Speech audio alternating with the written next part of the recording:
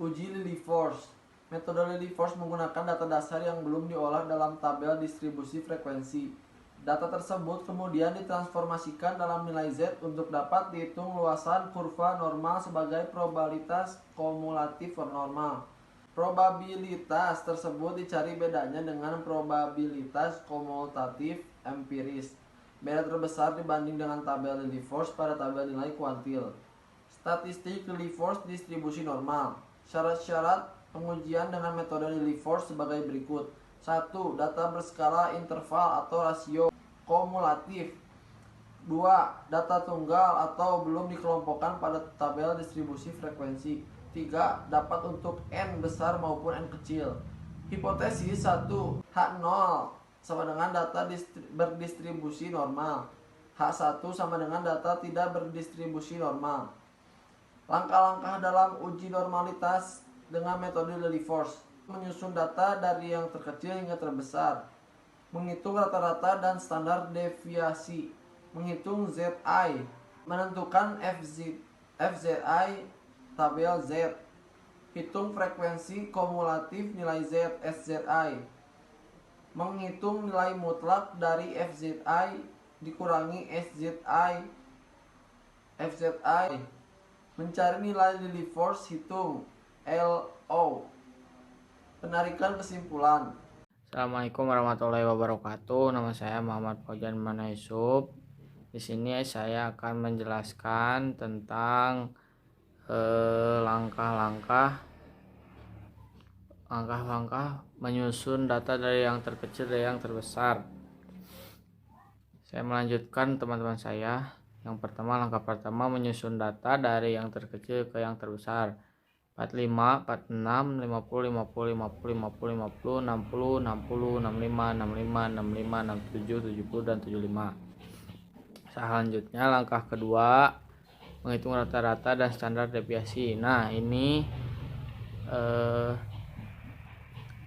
datanya 45, X-nya segini, F-nya 11, 4, 2, 3, Fx-nya 45, 46, X2-nya itu Fx2 gitu. Nah, sekarang rumus rata-ratanya seperti ini. Strip N sama dengan 818 strip 14 98,43. Rumus simpangan baku standar deviasi. Nah, seperti itu contohnya ya. SD. Nah, sekarang langkah ketiga menghitung ZI atau menghitung Z. Nah, ini data-data dari menghitung Z. X-nya 45, Z-nya min 1,3, 46, dan selanjutnya seperti itu. Rumus ZI-nya adalah rumus Z-nya. Z sama dengan X min X per SB, keterangan X adalah nilai data, X itu adalah sama dengan rata-rata, SB adalah simpangan baku atau standar deviasi. Begitu seharusnya hingga data berakhir. Mungkin segitu saja yang akan saya jelaskan mengenai data-data.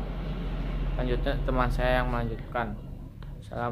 Langkah 4. Menentukan nilai tabel Z berdasarkan ZI. Untuk menentukan tabel ZI, maka kita harus melihat tabel distribusi Z.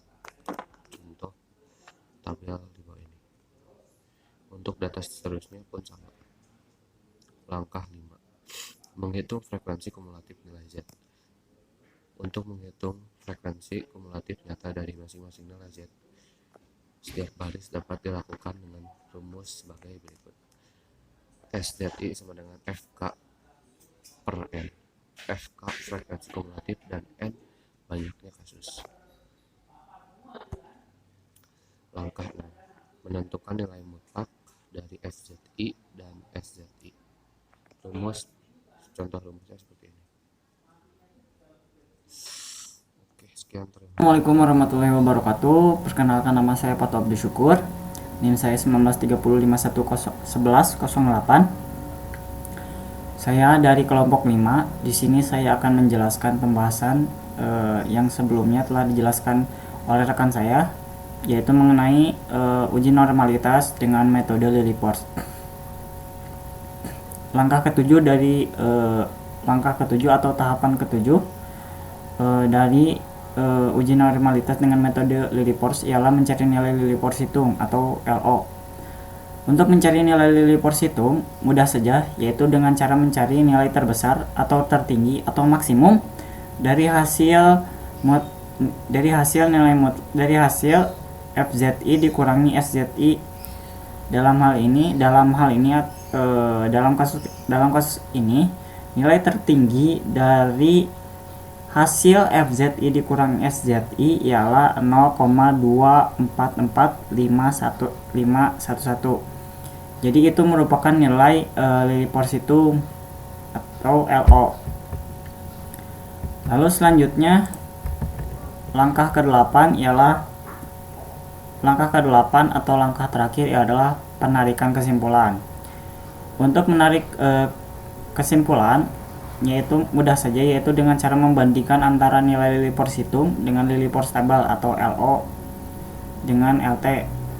Rumus untuk mencari LT ialah 0,886 dibagi akar N, di mana N sendiri merupakan jumlah kasus atau jumlah data. Dalam kasus ini 0,886 dibagi dengan akar 14. Akar 14 sendiri merupakan jumlah total atau jumlah kasus, yang mana hasilnya ialah 0,227. Setelah didapat nilai LT atau LiLiPorse tabelnya, kita dapat membandingkan nilainya, yaitu apabila LO atau LiLiPorse hitung kurang dari LT atau LiLiPorse tabel, maka H0 diterima. Apabila LO atau LiLiPorse hitung lebih besar dari LT atau LiLiPorse tabel, maka H1 diterima.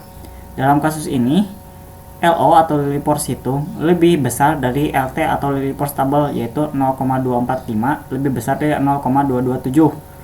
Jadi dapat disimpulkan bahwa H1 diterima dengan kesimpulan data berdistribusi tidak normal. Lalu selanjutnya ini merupakan tabel secara lengkap yang dimana dapat dilihat merupakan